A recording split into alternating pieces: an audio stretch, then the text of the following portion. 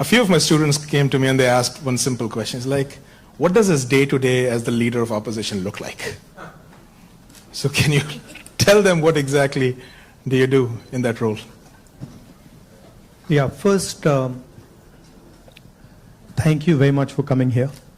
It's an honor for me to come, and lovely to see so many people from back home, so many students.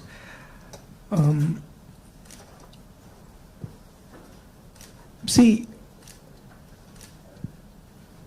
opposition,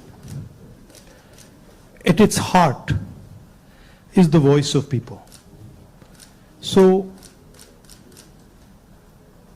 if you have parliament, of course, there's a whole sequence of events that go on, but what you're generally thinking about is where and how can I raise issues of the people of India.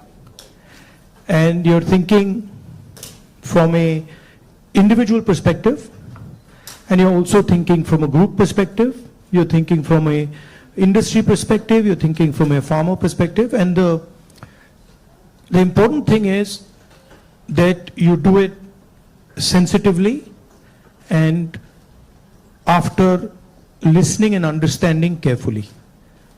So very often,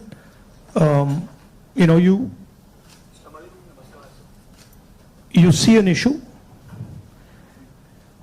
in the beginning. When you're new to politics, you see an issue and you're like, oh, that's what the issue is. But when you go into a little bit of detail, you realize that there is nuance and complexity. So understanding that nuance and then planning your day according to that,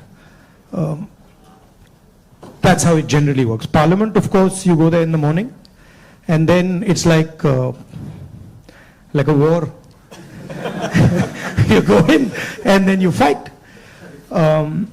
It's a pleasant war. It's reasonably fun at times. It can get nasty also, but it's a war of ideas, war of words, and we are trying to put our point of view across, and the government is trying to suppress our point of view. So that's how that works. And then there are a lot of people who come and see you, different types of people, party people, business people, farmers, these type of delegations. So you're constantly listening to what they're saying. So you just mentioned that you look at issues in a certain way differently. Now, thinking about your career as a politician, the first time you got elected and this time, has there been a change in the way you look at these issues and your mind thinks differently about how to go about them? Quite differently. Now, I'm coming to the conclusion that listening is much more important than speaking, right? And listening doesn't just mean that I come there and I listen to you. That's not listening. That somebody you're talking to me and I'm looking at you and I'm hearing what you're saying, but I'm not listening. Listening is a completely different thing. Listening is putting myself in your position. So if you're a farmer, going into the person's life, going into the person's day-to-day life, and then understanding what he's trying to tell you. Yeah, so listening is fundamental. And then understanding the deeper dynamics. So you then are not just swimming around on the surface, you're raising fundamental issues, and you don't go raising every single issue. You focus clearly and you're like, okay, this is important, I got to raise this. This is something important, I got to fight for this. This is something important, I got to fight. So you choose your battles much more carefully. I think you hit it on the head, that prioritization. So, very good definition of political strategy or business strategy. Understand clearly what you don't want to do. So don't sit there doing 50, 100 different things. Understand clearly, जो नहीं करना है, उसको पहले समझो, पहले कर दो. And then उसमें से 3-4 चीजें निकलेंगी, and then that's what you got to focus on. Well, I think go back to the students, that's what we talk about. So this time you're hearing from Mr. Gandhi himself about prioritization. Now, a few things that you mentioned takes me back a few months. A very unprecedented event happened in terms of the yatra. Personally, for me, a 30-minute walk on the treadmill, you can see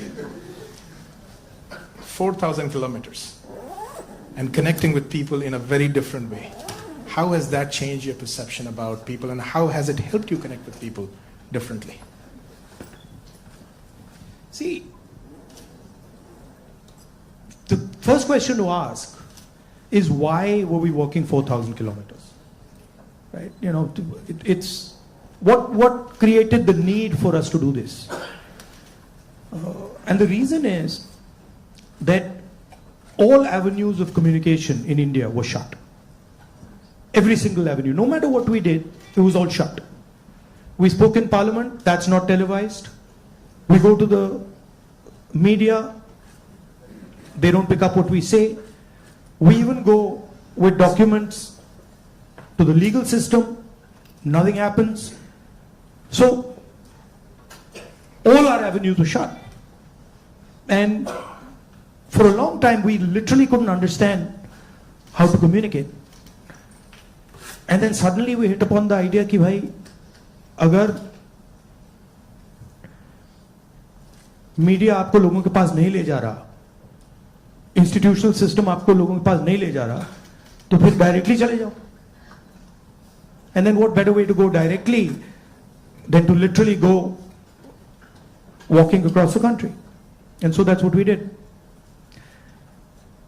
And I must tell you, in the beginning itself, I had a little bit of a knee problem. So 3-4 days into it, I was like, "Ye kya kar diya?" I was like, you know, because you get up in the morning, I go running, and so you get up in the morning and you say, "Okay, I'm going to go run 10 kilometers," and they're like, "ठीक है," and then you get up in the morning and you say, "I got to walk 4,000." It's a completely different paradigm, you know. So there was moments of that, okay, this is quite a big thing. But it went surprisingly easy. It was not difficult at all. And it fundamentally changed the way I think about my work. I would say that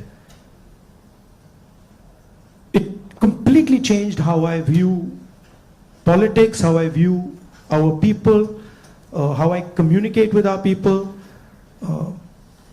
how I listen to people, and not just me. There were many people involved in the yatra, and all of us. And to me, the most powerful thing that happened organically, on its own, we didn't actually do it, it just happened, was that we introduced, certainly for the first time in India, possibly for the first time in many, many countries, the idea of love in politics. And this seems strange, you know, it's a strange thing, because you look at the political discourse in most countries, and you will never find the word love in that discourse. It just doesn't exist anywhere.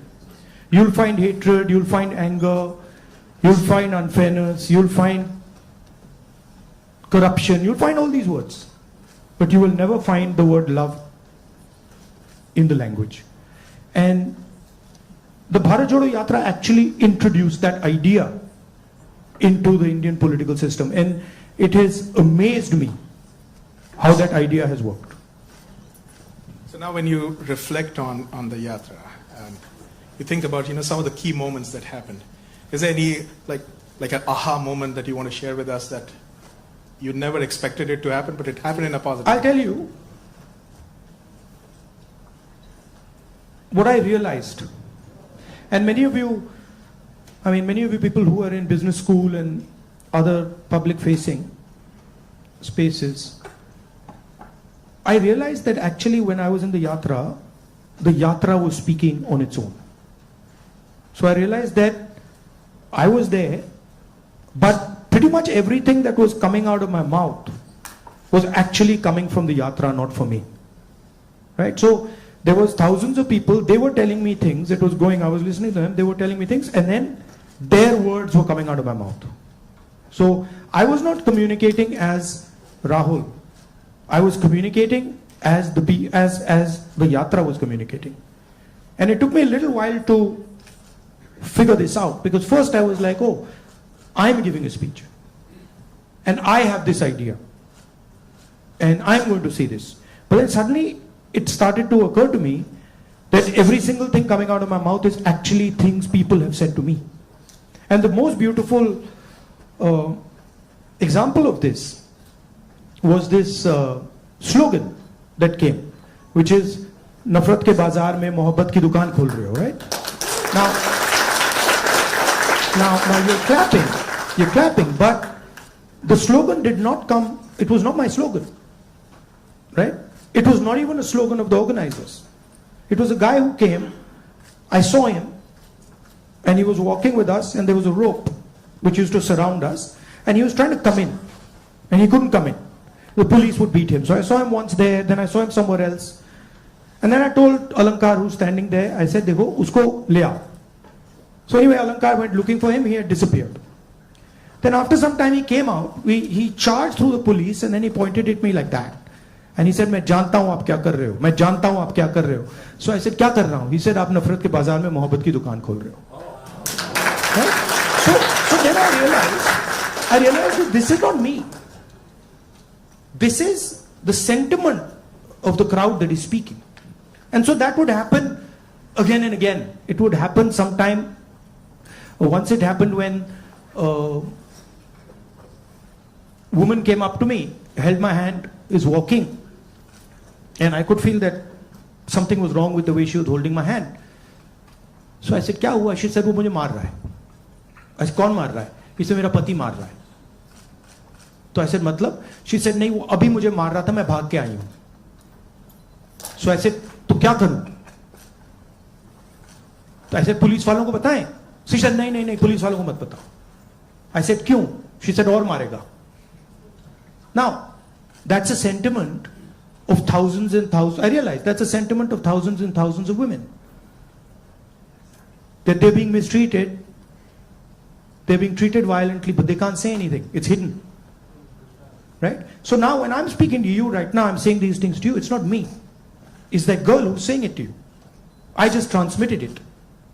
So that's the job, in my view, of a politician, is to listen to sentiment, to understand sentiment deeply, and then to give it to other people, right? Like I can see the faces here of the women versus the men, and when I'm saying that, I can see the faces of the women are different. They're reacting completely differently to what I said because they're understanding that.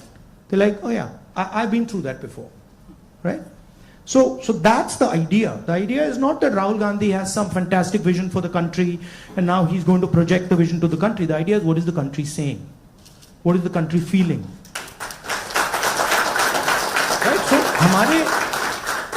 in our system, I always used to wonder why this idea of sort of annihilation of the person. You know, if you look at Mahatma Gandhi, you see him in a sense destroying himself. You know, when he's in university, if you see his pictures, they're very nice suit, very nice hair combed, and then slowly you start to see that those things start to fall away. His clothes fall away, his fancy suits fall away, everything falls away. So there's a sort of almost a destruction of the person taking place, and you can see this in many of our leaders.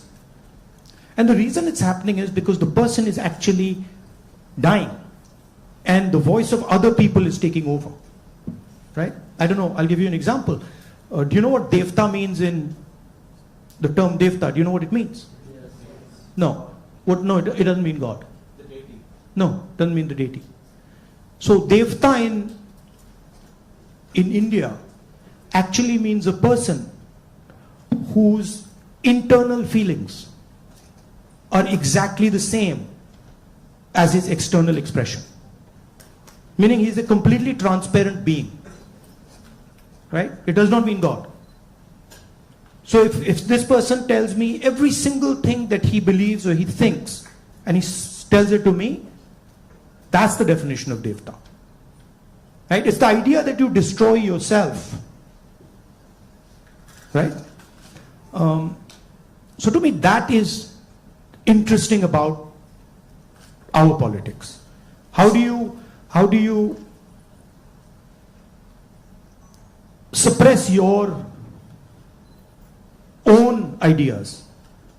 Right? How do you suppress your own fear, or how do you suppress your own greed, or how do you suppress your own ambition and absorb other people's fear, other people's ambition?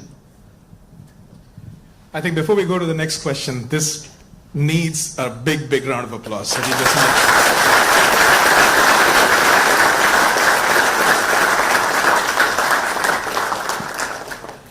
If you look at our big leaders, and historically, and you can see extreme, so you can see a Buddha who's extreme, you can see Bhagwan Ram, same thing, you can see Mahatma Gandhi. The basic idea is the destruction of the identity. The basic idea is the destruction. No. The basic idea is the destruction of the self, right? And listening to what others are saying. So to me, that's Indian politics. That's the heart of Indian politics, and that's what an Indian leader is. That's how an Indian leader is different than, say, an American leader. An American leader will say to you, listen, we got to go there. I'm going to take you there. Promised land, let's go. Indian leader attacks himself. Gandhi essentially attacked himself.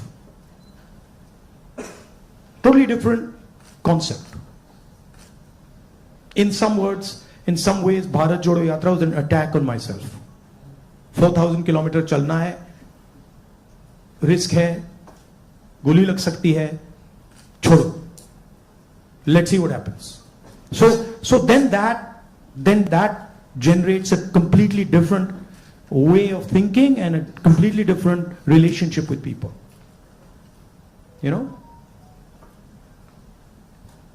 Idea of Shiva, basically. When they say Shiva is the destroyer, what is he destroying? Himself. That's the idea. Right? He's destroying his ego, he's destroying his structure, he's destroying his beliefs. So Indian political thought, Indian political action is all going inwards. But I mean, I think we might be getting too philosophical. So a good scientist is also that. I agree. Or a good engineer is that. Good yogi is that. In fact, if you're good at pretty much anything, you are destroying yourself in some way. I need a pause for that. I need to pause. One of the important threads in this fabric that we talk about is the youth, and they have a very strong role to play. And especially when you look at US and India, and I see all the students that come in, one of the greatest joys for us here is to work with our students. They just energize us beyond limits. More than 300,000 of them are in the US. About 4,000 of them from India are here at UTD. Where do you see them playing a role in the large scheme of things that India is poised towards? These ambassadors who are sitting here, and of course there are some who have come before and are doing great things here in the US.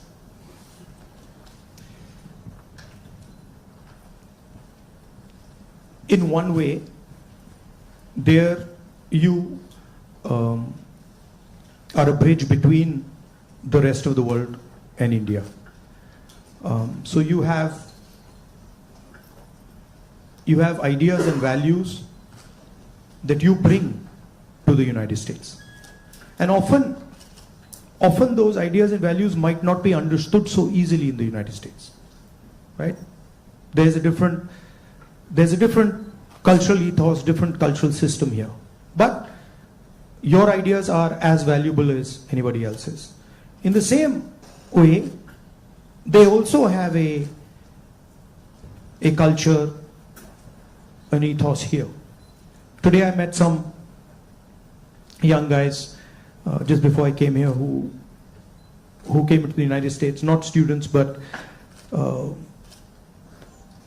people who, driving trucks and stuff like that. And they were saying to me, look, I said, what do you like about the United States? And they said that what we love about the United States is the idea of equality. That a truck driver in the United States gets respect. And as a truck driver in India, there's no way I could get respect, right? Equality is a very powerful idea. And it's an idea that can help India in huge ways. So if you take back the idea of equality, take back the idea of fairness, that's a very powerful thing. So I think you should see yourself as a bridge. And the other thing is, what I've noticed in my life is that individuals can do huge things. And often it's individuals who you don't expect are going to do big things that do it. So system will say to you, university might say to you, these are the best students. And you'll find that actually the guy who's going to make change is sitting somewhere else in the back. And the university has a way of, making that person feel uncomfortable and said, you're not doing well, your grades are not, you're not getting a 4.0. And then suddenly you find the guy who's not doing so well has done much better in life because he's into the habit of questioning things, asking himself, why is it like this and not like that? And sometimes institutions don't react well to that. If they see you always asking questions, they might say, yeah, disturb kar raha hai isko, chup karo, piche beto, piche bhejo. So that idea of questioning, that idea of resistance, that idea of being a little disruptive, disturbing a little bit, this is a very powerful idea. I use it in my work also. The idea of creating a disturbance. The Bharat Jodo Yatra was a disturbance. Politics is going on like this, let's disturb it. We don't like the way it's going on, we want to do it like this. So I think that's powerful. If you understand the culture you're operating in, understand your culture, and then have this sense of, how can I do something to bridge it, how can I do something to disturb it, it's powerful. Talking about the same youth, I think the life of anybody who's young and is in some, like the 20s, the life is like a soap opera. Every day there is a new challenge, there is something that is... It's the life of somebody who's in his 50s, 60s, 70s. The soap opera continues. It's not that the soap opera stops at 30, yeah? Let me tell you. In fact, in many ways, the soap opera becomes much more dramatic later. Multiple soap operas start up. But so they have concerns. They have concerns about doing well in life. They're starting off maybe a professional career. They have questions about whether they'll do well or not. Employment also happens to be a key area and I feel across the world right now the youth is kind of rippling through that, a phase where there are questions about where they will land professionally from an employment perspective. So when we connect any sentence which has the word youth and employment in the same sentence, it's a cause of worry at a lot of places at a lot of different levels. What do you have to say about employment and our youth? See, first of all, let's be clear. Not everywhere on the planet has an employment problem. Okay? The West has an employment problem. India has an employment problem. But there are many countries in the world that don't really have an employment problem. China certainly doesn't have an employment problem. Vietnam doesn't have an employment problem. So there are places on the planet that are not struggling with unemployment. There's a reason. If you look at the United States in the 1940s, 50s and 60s, they were the center of global production. Anything that was made, cars, washing machines, TVs, all made in the United States. production moved from the United States. It went to Korea, it went to Japan, eventually it went to China. And if you look today, China is dominating global production. You go to India, you look at the phones, you look at the furniture, you look at clothes, you'll see on the back, made in China. That's a fact, right? So what has happened? The West, America, Europe, India, have given up on the idea of production. And they've handed it to China. The act of production creates jobs. What we do, what the Americans do, what the West does, is we organize consumption. Okay? Uber is organizing consumption. Okay? Foxconn is organizing production. Mahindra organizes production. Bajaj organizes production. These are the guys who create the jobs. And that is the problem. You're never going to employ India using IT, using consumption. It's not going to happen. So India has to think about the act of production and organizing production. And India has to, it's not acceptable that India simply says, okay, manufacturing, what you call manufacturing or production is going to be the preserve of the Chinese, it's going to be the preserve of the Vietnamese, it's going to be the preserve of the Bangladeshis, right? Bangladesh completely outcompetes us in textiles. Regardless of the problems they're facing right now, they wiped us off. They wiped us clean in textiles, right? So we have to reimagine how to produce in a democratic environment. Until we do that, we will face high levels of unemployment. And frankly, it's not sustainable.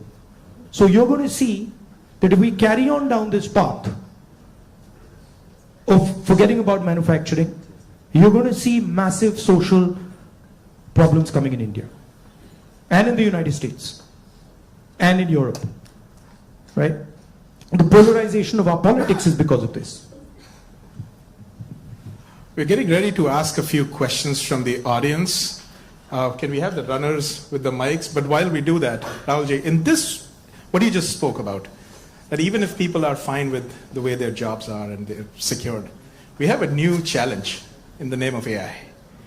And there's a lot of fears around that AI is going to take jobs away. Do you feel so as well? Again, see,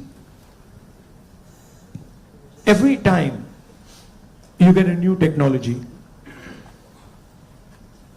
the argument is made that it's going to take jobs away, right? When computers first came, it's going to take jobs away. When calculators first came, it's going to take jobs away. ATMs came, it's going to take jobs away. Okay, this is a fact. Now, what happens is, it does take jobs away from some people and then transfers them to other people, right? So, I'm not of the view that jobs will vanish, but different type of jobs will be created and different types of systems will benefit more or less, right? I think, for example, the IT industry in India is going to have a real big, serious problem because of AI. But I don't really think a Bajaj making scooters is going to have such a big problem, right? So it's going to hit different people differently. It's going to take away some jobs. It's going to add some jobs. And if you're positioned properly, it's an opportunity. And if you're positioned badly, you're in trouble. I mean, I remember Mr. Vajpayee gave a speech that Indians don't need computers, right? And somebody else gave a speech that Indians don't need English. Computers created millions of jobs in India. It's a fact. So it depends. It depends how flexible you are and how well you're looking at the future. Thank you so much. We do have some folks here who would like to ask a few questions. So Can we get a mic here, please? Mr. Shroff, right here. Oh, Okay. First, let me Okay. add two questions. So first of all, thank you for the opportunity. let's keep it to one question, please. Yeah. Yes, one question. So India has a young population. So what are your plans to modernize the education system and bridge the gap between the education system and employability? That is the first question. Let's keep it to sure. one, please. Thank you. Nimish. Should I just answer this one, or you want to get? Okay. I'll try. I think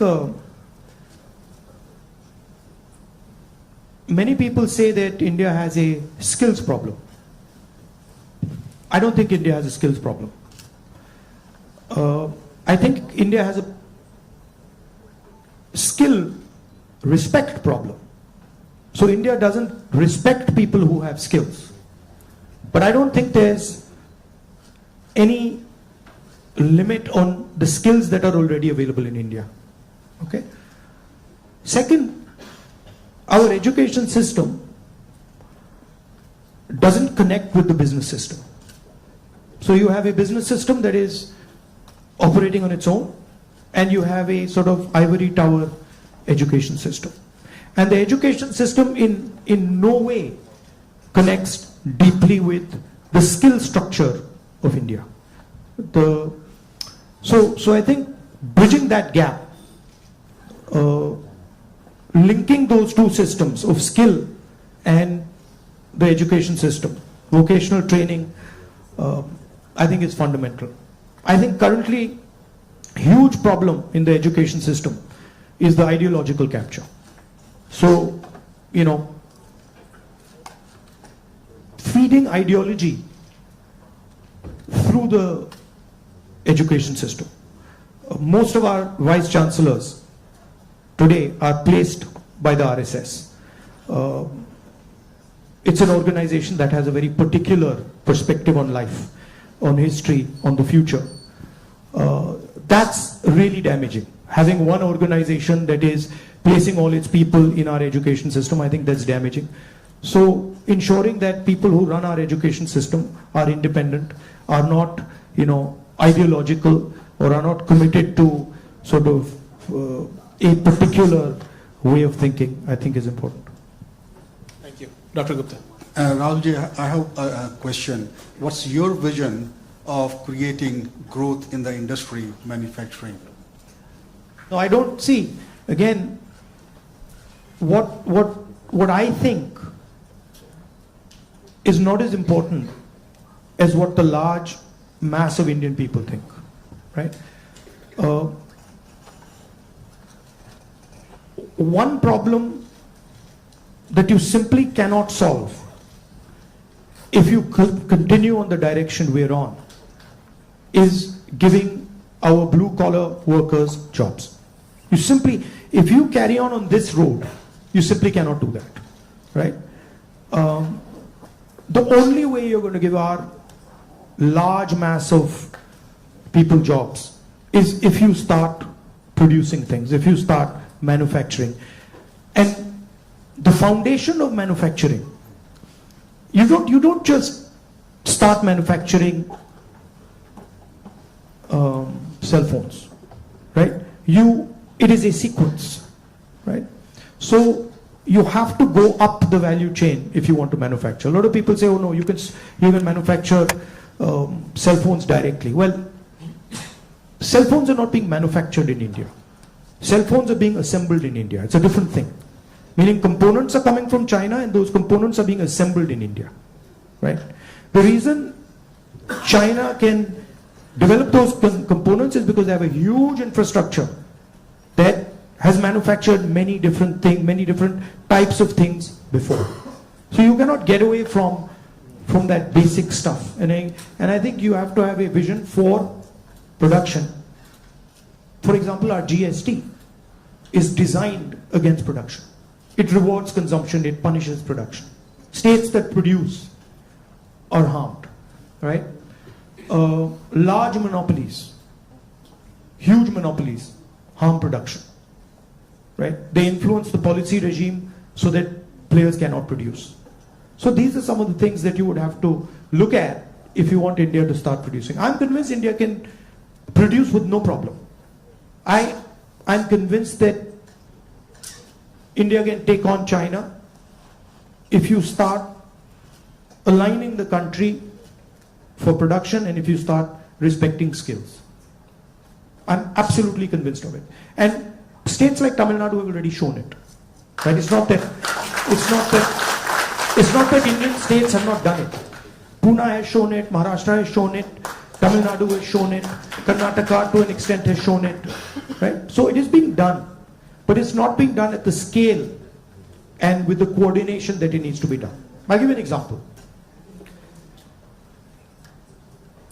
You take any district in India, you will find that there is a historical network that produces there. You go to Moradabad, you will find brass, right? You go to Mirzapur, you will find carpets. You go to Bellary, you will find jeans. So each district has a traditional network of production. Now, how much support are those people getting? You want to create a brass industry, create it in Moradabad. Open the banks to them, infuse technology, support them, and I guarantee you, they will take on China. Right? And you can do it in every district. You support the Bellary jeans industry, you put in a couple 100 crores into that thing, you open the doors of banks to them, I guarantee you they'll get to work. Right? But currently, I mean a simple statistic, 16 lakh crore rupees of bank loans have been forgiven to 25 people. 25 people. Right? Do you realize how many industries you could set up with that? And they've just been forgiven. Right? When we forgive farm loans and we say, okay, we're going to forgive 70,000 crores for all India's farmers, the press suddenly jumps up and down. And 16 lakh crores have been forgiven without a word. And whose money is it? It's taxpayers' money. Where's it come from? It's come from your pockets. So why should 20 people get this massive free gift? Why should one person, suddenly have all the ports, all the airports, all the defense contracts? What is happening when you do that? You're taking away money from people.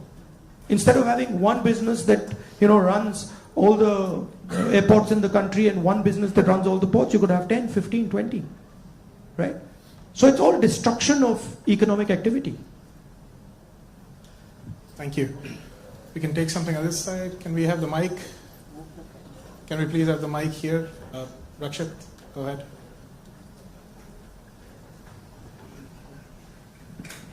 Hello, Rahulji. My name is Rakshit. First of all, thank you so much for being here. We feel so privileged. So my question is, how do you think we as students and youth contribute to and get involved in public service and the development of our country? Come and work with us. We can show you. But realize that neither is it easy, and it's not fun all the time. It can be unpleasant, it can be hard, but it's got its, you do get gratification from it, but it's not easy. And if any of you are interested in it, we run internships and we put people into our system and train people. Thank you. We had a question here, Mr. Shroff. Rahulji, first of all, thank you for coming here and gracing UTD with your presence. I'm a faculty and I also represent a lot of students, so I'd like to ask, for everything we look at it and say there is always something you can even do better for something that you haven't done successfully. So looking back, Bharat Jodo Yatra was so successful. Couple of things what you could have done differently if you did it now. No, look, every single thing that you do, I mean, I'm sure if we sit down and say, okay, Bharat Jodo Yatra, we could have done it better, right? There's nothing that you do that you couldn't have done better or you can't do better. And that's just how life works. And these are choices. So I don't think I've ever done anything perfect in my life. And I don't think I will ever do anything perfect in my life. But it's a learning experience, right? So you start off, you try something, doesn't work, you do it again, and then it works. Yeah. Thank you. Take another question. One thing that I didn't think was important, because of something my father said to me once, which is strange, which turns out is quite important, which is that once my father told me, look, you know, if you work properly, you don't need to tell anybody about it. Work speaks for itself. But it's actually not true. It's a strange thing, it's not true. You got to communicate it. And the one thing I have fundamentally changed is that earlier I would do something and I wouldn't communicate it. And now I do something and I communicate it. It's not actually my nature. My nature is actually just to do it and not communicate it. But I think it is important that you communicate. It would be a two-way traffic. Yeah.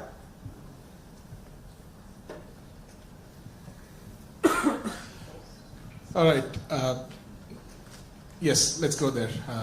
Can we have the mic? My eyes feel like a lot of machine right now. I'm trying to pick up which one I see. Where is the mic? Jitesh? Go ahead.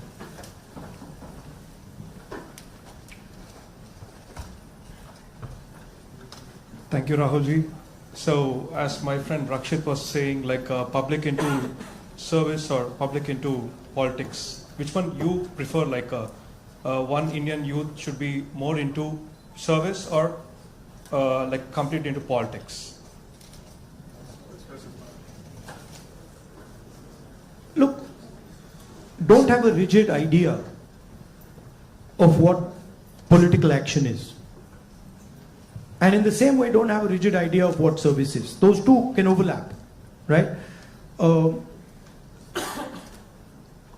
Politics is much broader than fighting elections or giving speeches, right? Politics is about influencing how people think, and you can be very political and not be directly involved in the political system, right?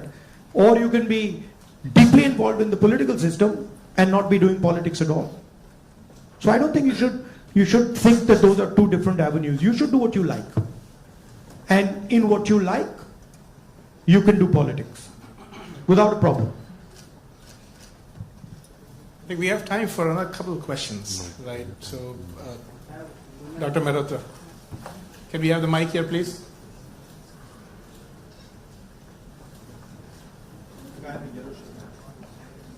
I'll get it. Okay. First off, thanks a lot for being here. It's a rare opportunity and we're truly grateful.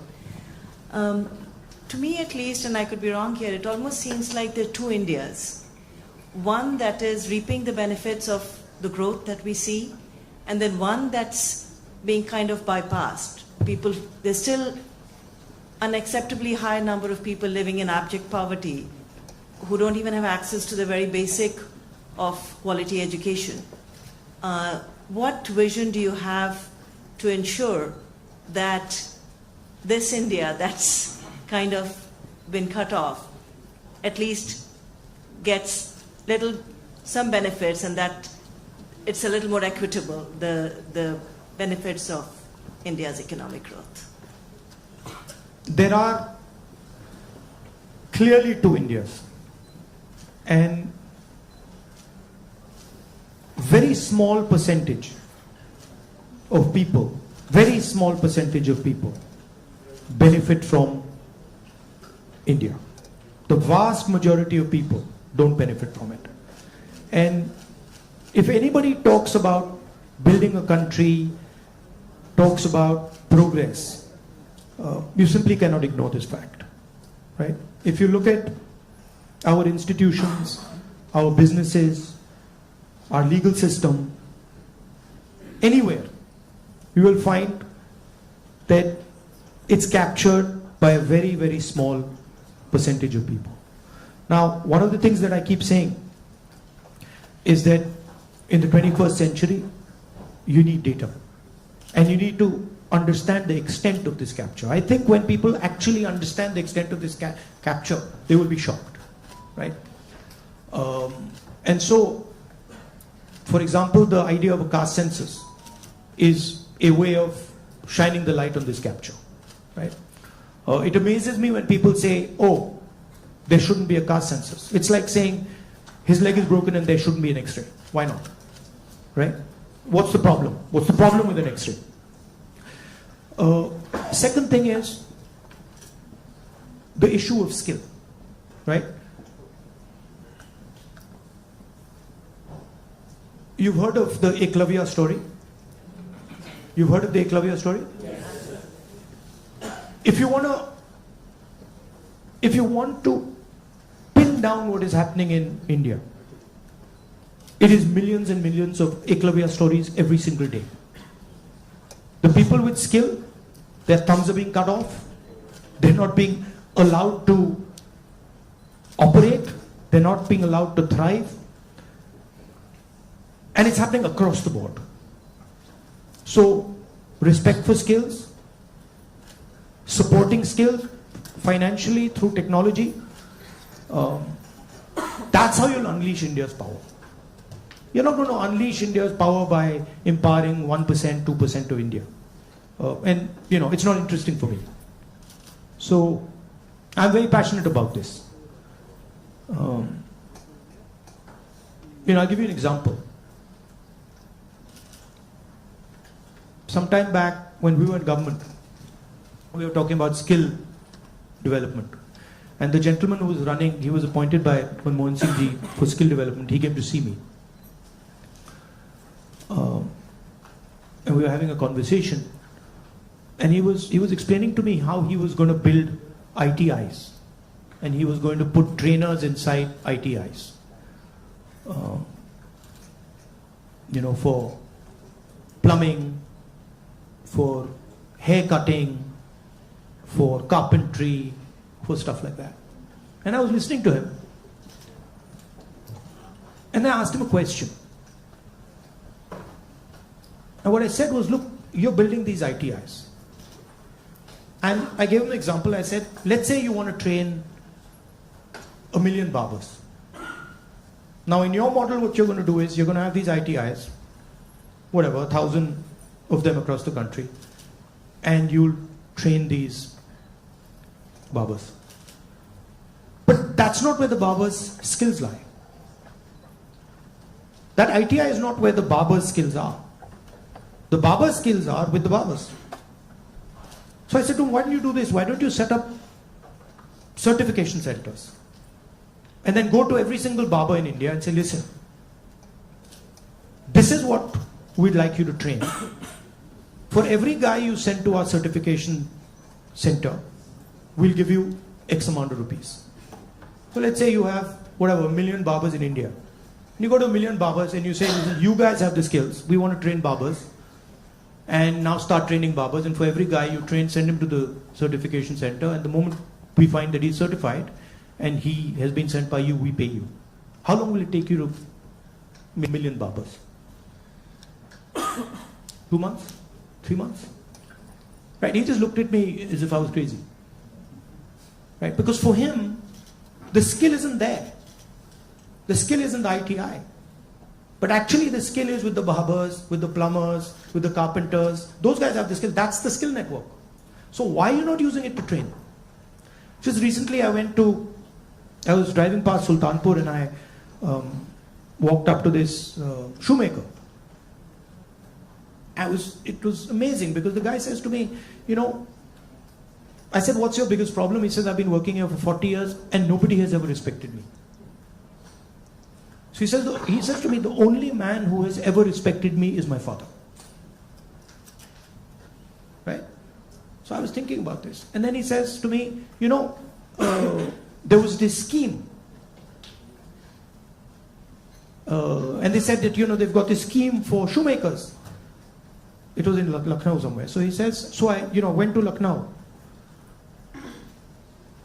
And I said, so what do? They said they're going to teach me how to make shoes. He says, but I've been making shoes for 40 years. And I could teach those people how to make shoes.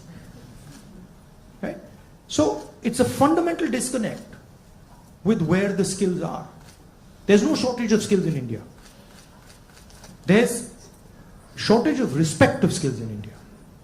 So you want to find the best carpenters in the world, they're sitting in India. But nobody respects their skill. Nobody actually tells them, we believe in you and we want you to build something. Right? So you can't build industry without respecting skill. Thank you. Maybe we are in time for one last question.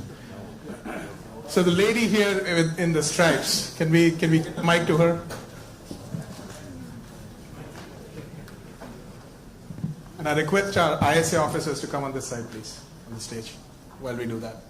Go ahead. So as we all know, the female labor participation in India is quite abysmally low, and no country can ever progress or become developed with only 50% of their population working. So what would Mr. Gandhi's plan be for increasing our labor participation of women? It's not just labor participation. It starts with a bad attitude that Indian males have towards women.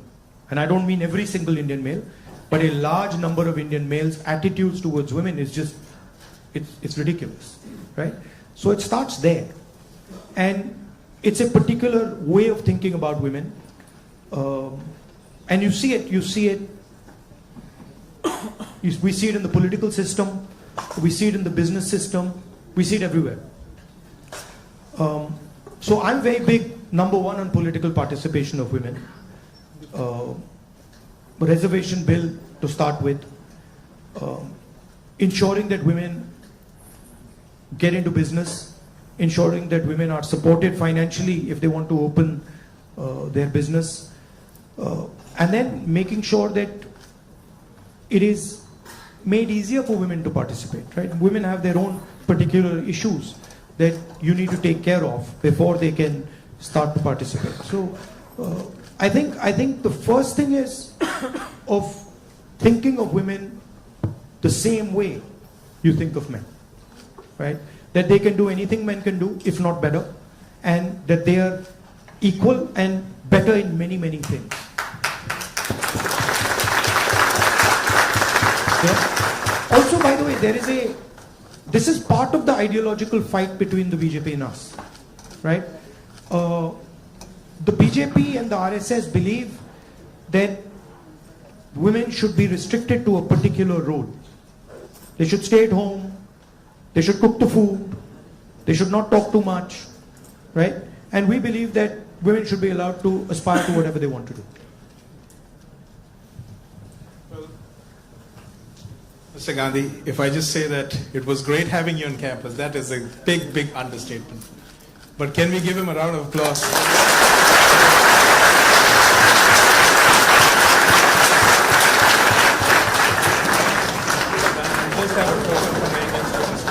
All right, at this point, folks, let's be in our places. Mr. Gandhi, once he exits the room, we can all, in an orderly fashion leave. But I would like a few of our ISA officers here, who are the organizers for the event, to just present a token to Mr. Gandhi here.